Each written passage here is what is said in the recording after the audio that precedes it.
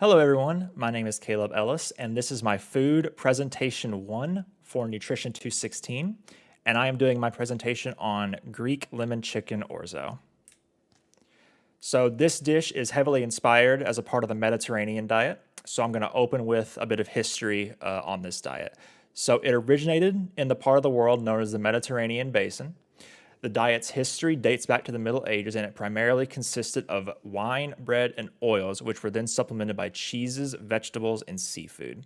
The key elements of this diet also had a large cultural significance to the early Christians, as wine and bread symbolized the body of Christ. The Mediterranean diet continued to flourish and expand in this part of the world, where the borders of the Roman Christians, the Greeks, Europeans, the Germanic people, and the Arabic people all met. The diet would expand again with the discovery of the Americas by the Europeans.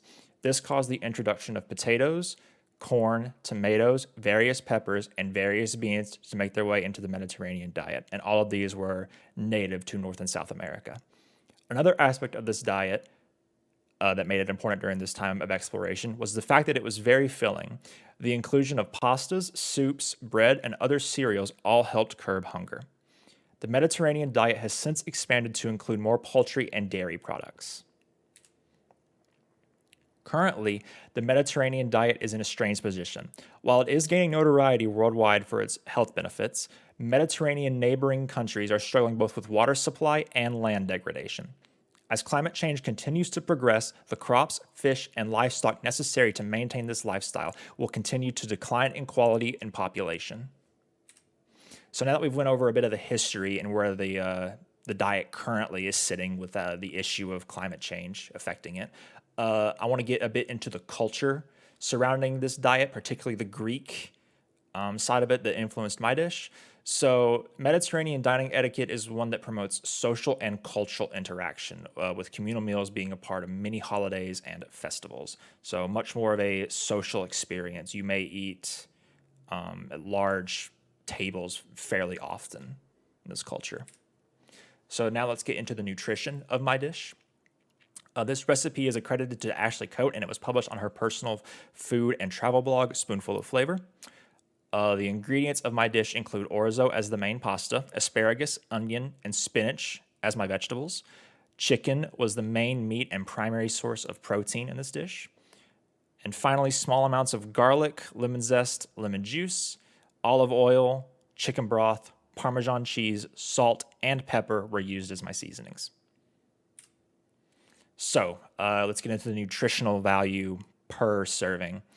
Per serving, you have 320 calories, 28 grams of carbs, 30 grams of protein, 8.2 grams of fat with 2.5 grams of saturated fats, 64 milligrams of cholesterol, 218 milligrams of sodium, 2 grams of fiber, and 2 grams of sugar. Now let's get into how my dish is effective at preventing particular diseases. As a part of the Mediterranean diet, this dish is very healthy. The diet as a whole is good at preventing heart and gastrointestinal diseases. This dish in particular is very high in protein and loaded with fresh greens such as spinach and asparagus. The protein comes from the chicken. It is also low in cholesterol, reinforcing the fact that this diet is heart healthy. And if we go back over here, we can see a minimum 64 milligrams of cholesterol. Now let's get into how you select the high quality greens, the asparagus and the spinach and the onion that's used in this dish. So when it comes to choosing the best greens for this dish, it is important to remember both the signs of a high quality vegetable ingredient and the ingredients that are currently in season. Check to ensure that the vegetable is a nice bright green or whatever color it's supposed to be. In the case of an onion, it might not necessarily be green. And free from soft spots. So if you grab the bottom of like a stem of asparagus, you don't want it to like crumple under that force. You want it to be nice and firm and crisp. This is a sign of a fresher ingredient. When shopping for asparagus, onions, and spinach, it will likely be easier to find fresher and cheaper ingredients between January and June, since that's when they are in season. So let's get into the preparation of this dish. This dish was able to be prepared easily in just one large skillet. First, chicken breast was sliced into chunks and placed in a skillet with some olive oil. After the chicken was cooked thoroughly, it was placed on a separate plate. The heat was reduced, and some more olive oil was added alongside some chopped onion and minced garlic. The onion and garlic were stirred together until the onion was nice and soft. After this, chicken broth and orzo were added and brought up to a boil. After it was boiling, heat was reduced again, and a lid was placed on the skillet to let it simmer for 5 minutes. Afterwards, the asparagus was added, and then the spinach. The spinach and asparagus were allowed to simmer until the spinach leaves were wilted pretty thoroughly throughout. And then finally, the chicken was added back in along with the lemon juice, some lemon zest, and some Parmesan cheese. And then you stirred it up and let it cool, and it was ready to go. And here is a result of the dish that I cooked. Thanks to my mother for allowing me to use her nicer kitchen that was more equipped to cook than mine here. But as you can see, it's a very pretty dish, some nice greens in there, and it kind of contrasts with the golden hue of that orzo that has kind of absorbed that chicken broth. So yeah, a very pretty dish and very enjoyable dish. And getting into me enjoying it, I really like the way this dish tasted. So at first I was a little bit put off by the texture of the orzo because it looked like rice, and I expected it to have a similar texture, but it didn't at all.